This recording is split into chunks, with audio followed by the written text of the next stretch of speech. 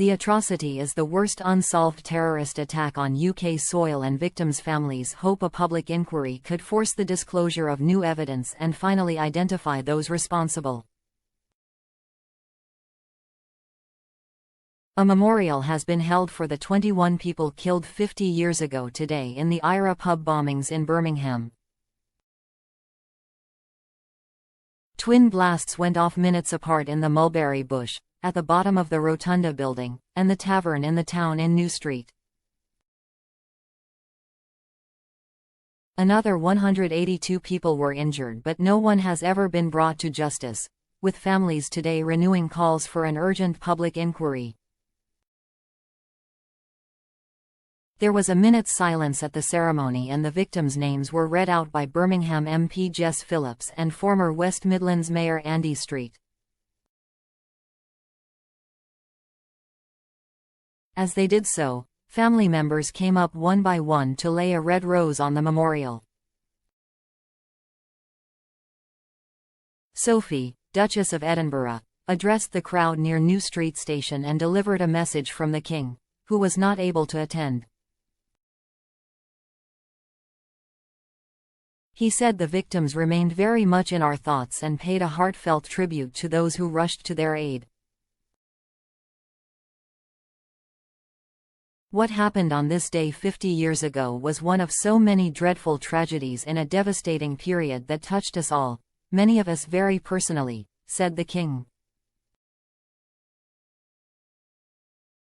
His message also expressed sincere admiration for you, the people of Birmingham, who have lived so courageously with the grief of that day and the days that followed. Your exceptional strength of spirit and resolve has truly embodied this wonderful city's elemental motto forward, the monarch said.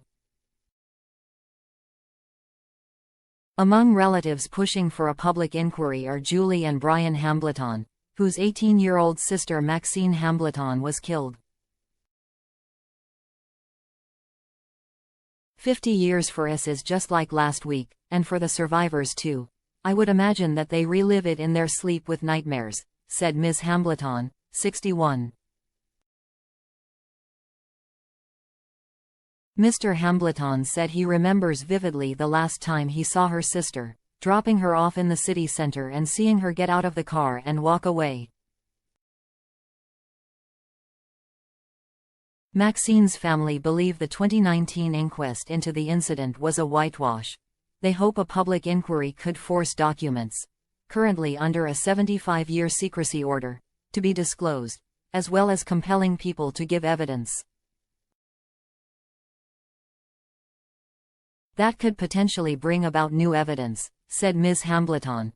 With that new evidence, there is a possibility that a fresh investigation could take place, where a potential perpetrator or perpetrators could be investigated.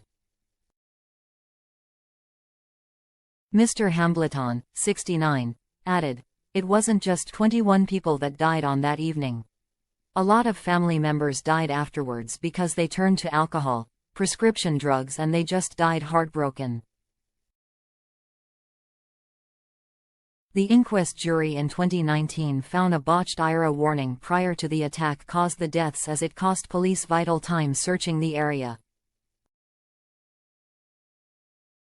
An unidentified person, Witness Zero, gave evidence and named 4 men he said were involved: Seamus McLaughlin, Mick Murray, Michael Hayes and James Francis Gavin.